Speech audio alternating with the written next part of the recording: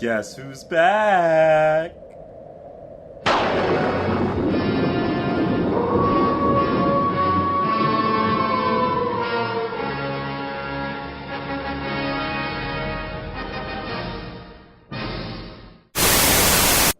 Congratulations, kiddies, you did it! You successfully raised me from the grave! Your Uncle Newton is back for another season of movie reviews. And guess what? We're starting ourselves off on the most frosty of feet. Remember last year when we looked at the Howard Hawks classic, The Thing from Another World? Well, guess what? Today we're looking at John Carpenter's acclaimed remake from 1982. Let's take a look. It was a bleak winter eve the first time I stumbled upon this movie. Already familiar with The Thing from Another World, I decided to seek out John Carpenter's 1982 remake. After an ominous shot of a flying saucer entering the Earth's atmosphere and a spectacular recreation of the original film's title screen, we're plunged right into the action. Outpost 31 is an American military station at the bottom of the world, and the current stomping grounds of the universe's leading badass, Kurt Russell. Here playing the equal parts alcoholic and pessimistic helicopter pilot R.J. McCready. The camp quickly comes to adopt a dog who is hunted clear across the snowscape by two Norwegians, both of whom die attempting to destroy the animal. Seeking to learn the motivation for their madness, Outpost 31 dispatches a search team to the Norwegian camp, only to find it destroyed and laden with the evidence of some unusual conflict. As tensions rise in the American camp, their newly adopted mascot takes it upon himself to lighten the mood by turning his face inside out. Yeah, fuck you too! Yeah, that's right. Unlike the original Howard Hawks film, John Carpenter's movie more closely adapts the original short story, Who Goes There, by John W. Campbell Jr. What follows is over an hour of the most tightly gripping, balls-to-the-wall filmmaking you have ever seen. As it turns out, that Norwegian camp uncovered a down-flying saucer, and just like the crew of the original film, they decided to bring its pilot back alive. The only difference is that this time, the monster truly lives up to the name.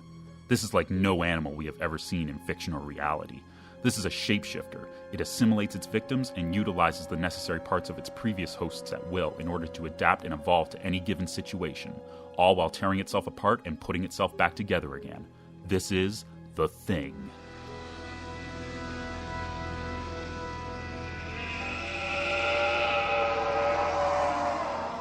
Brought to you courtesy of some of the finest practical effects in film history. You can thank makeup man Rob Bottin and conceptual artist Mike Ploog for this sick pile of cinematic vomit. You gotta be fucking kidding. The first time I saw this movie, I honestly couldn't believe it. I mean, I was impressed, but the special effects hit me so hard in the gut that it made the rest of the movie almost impossible to digest. Furthermore, the tone is incredibly bleak, and it never lets up, not even at the very end. I accepted that this was a good movie, but I swore I would never watch it again. And I have long since lost count of how many times I've seen this film. Because once you get past all the bloodshed, you'll find that the movie actually has something legitimate to say, and it does it very well. It's all about paranoia and man's lack of trust towards his fellow man. When it becomes obvious that the alien can imitate individual people, right down to their voice and memories, the camp turns on itself, and the results are far more unsettling than any monster ever could be. If it takes us over,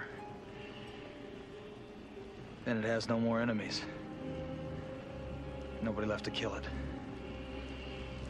And then it's won. Kurt Russell, whose collaborations with Carpenter are legendary at this point, plays an interesting character in and of himself. The film's alleged hero, he's essentially just a stooge who falls into the leadership role when everything goes to hell and the team's doctors and military personnel either can't keep their nerve or flat out go insane. I'll kill you!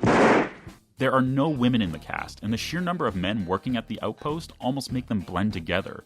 It's oddly monotonous, and yet the casting is still amazing. Each character feels like a real entity because they have a solid talent performing them. But the sheer number of people on camera makes it easy for you to lose track of them in the grander tapestry. No matter how hard you try, even you, the viewer, won't be able to trust anyone. And that's why the movie scares us. I just cannot believe any of this voodoo bullshit. That's Childs, played by Keith David, by the way. Kids from my generation will remember him as the voice of Goliath on the 90s Disney show Gargoyles. The guy's a beast. My kind have no names, but you humans call me Goliath. This movie is also a rare departure for Carpenter in that he didn't compose the score himself. Although he did work on sections of the soundtrack, the majority of the music is the work of maestro Ennio Morricone, best known to film fans for his spaghetti western scores. Actually, as a fun side note, Quentin Tarantino's 2015 movie, The Hateful Eight, would go on to be scored by Morricone, but it features needle drop cues from his The Thing soundtrack. Is it any coincidence that the film centers around a bunch of bad motherfuckers cooped up during a snowstorm and turning against each other? Heck, it even stars Kurt Russell. The legacy of The Thing did not end with John Carpenter. In 2011, the Campbell short story was adapted yet again in a quasi-prequel to the 1982 film. This version was okay, but it doesn't have nearly the same punch as the previous ones. It feels standard, almost a paint-by-numbers version of The Thing. And although I love Mary Elizabeth Winstead, that's not enough to save the movie from its own CGI gobbledygook. Actually, it's a sad irony that the best part of the movie is the end credits. Morricone's music seeps in, John Carpenter's title font comes on the screen, and we see the remains of the Norwegian camp. Suddenly, we're back in the old movie. Now, you can take this next bit with a grain of salt, and I know it's a tall proclamation to make, but I'm going to say it anyway. I think John Carpenter's The Thing might very well be the greatest horror movie ever made.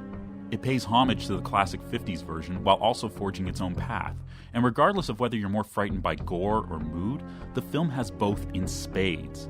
It gets under your skin and it festers. It's nihilist. And if you've already seen it and weren't all that impressed, then you know what? Give it a second shot. Maybe we'll just sit here and see what happens.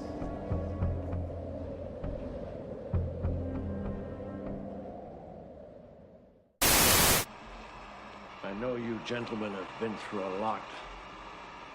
And when you find the time, I'd rather not spend the rest of this winter tied to this fucking